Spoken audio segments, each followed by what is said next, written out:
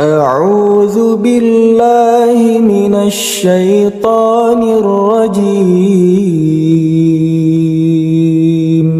بسم الله الرحمن الرحيم.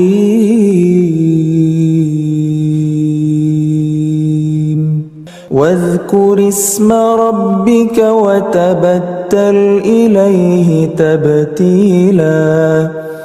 رب المشرق والمغرب لا إله إلا هو فاتخذه وكيلا. واصبر على ما يقولون واهجرهم هجرا جميلا.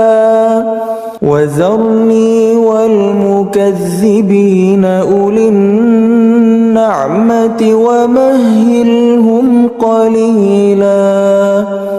إن لدينا أنكالا وجحيما وطعاما ذا غصة وعذابا أليما.